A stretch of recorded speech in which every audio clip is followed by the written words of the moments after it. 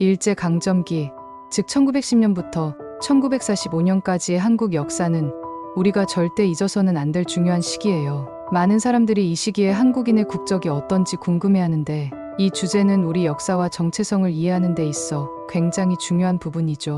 이제 이 시기 동안 한국인의 국적에 대해 5가지 중요한 정보를 살펴볼까요? 첫째, 1910년에 일본 제국이 한국을 강제로 병합하면서 조선은 일본의 식민지가 되었어요. 이로 인해 한국인들은 조선 국적을 잃고 일본 제국의 국적을 가지게 됐어요. 둘째, 당시에 한국인은 일본의 식민지 주민으로 간주되어 일본 제국의 법과 제도의 지배를 받았어요. 이는 일본이 한국인을 자신들의 국민으로 간주하려 했다는 것을 의미해요. 셋째, 일본은 1923년 관동대 지진 이후 조선인을 일본 국민으로 간주하면서도 동시에 차별과 감시 대상으로 삼았어요. 이중적인 태도는 당시의 복잡한 상황을 잘 보여줍니다. 넷째, 이런 상황에서도 많은 한국인들은 독립운동을 펼치며 자신들의 국적과 정체성을 지키려고 노력했어요. 해외로 망명의 독립운동을 지속하거나 국내에서 비밀적으로 저항운동을 벌이기도 했죠. 다섯째, 1945년 일제가 패망하고 한국이 독립하면서 한국인들은 다시 한국 국적을 회복하게 되었어요.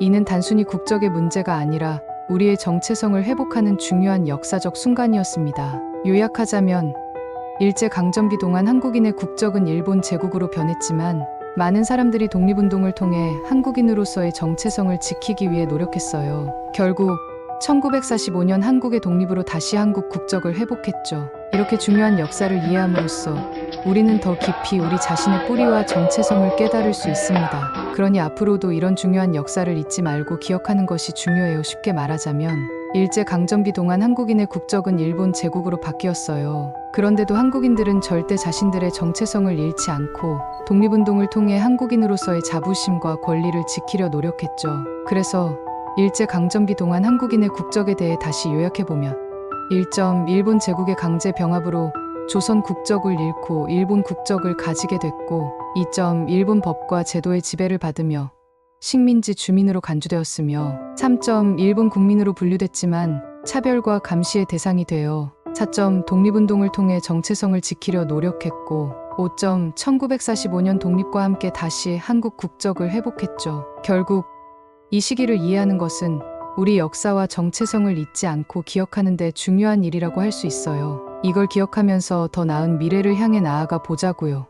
이렇게 우리는 일제강점기 동안 한국인의 국적이 변하면서 겪었던 복잡한 상황과 이를 극복하기 위한 노력들을 살펴보았습니다. 당시 많은 사람들이 고통을 겪었고 그럼에도 불구하고 독립을 위해 싸운 이들의 힘겨운 발자취를 알 수 있었습니다. 이런 역사를 되새기며 현재의 우리를 재조명하는 것이 중요하겠죠? 앞으로도 이런 역사적 배경을 바탕으로 우리가 더 나은 미래를 만들어 나가길 바라요. 역사를 잊지 않고 기억하는 것이야말로 현재와 미래를 제대로 이해하고 발전시키는 첫걸음이니까요. 그러니 언제나 우리의 뿌리와 정체성을 깊이 생각하며 힘차게 나아가 보자고요.